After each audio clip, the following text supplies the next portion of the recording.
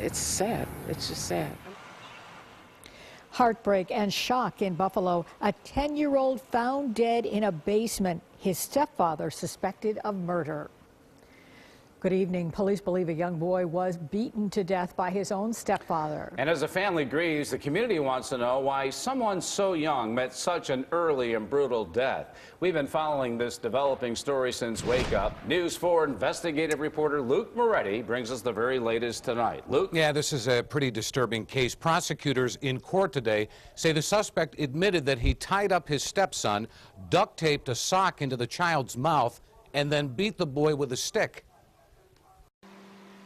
Residents in this East Side neighborhood are stunned. I can't imagine why a father would beat his son to death. 10-year-old Abdefata Mohammed was found dead in the basement of the family home on Guilford Street in Buffalo. There were certain indications that the victim had been beaten, and it's certainly a disturbing scene.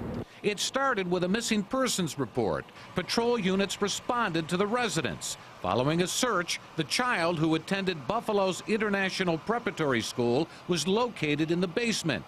The boy's stepfather, 40-year-old Ali Mohammed, who's from Somalia and has been in the country for 10 years, is now charged with second-degree murder. The suspect made a statement to police indicating his involvement in the death of his stepson.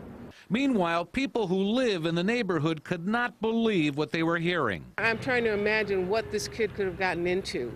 You know, was it something in the neighborhood that set the father off that the kid's been doing? Is the father just angry? One woman who spoke to News 4's Lou Raguse says she had witnessed an incident. He came out and he dragged that kid by the neck in the house. I don't know what nobody else seen. Did you see that?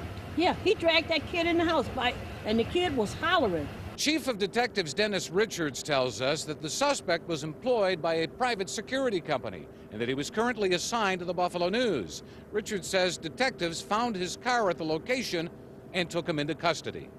Police entered the building and were able to take Mr. Mohammed into custody rather quickly without incident.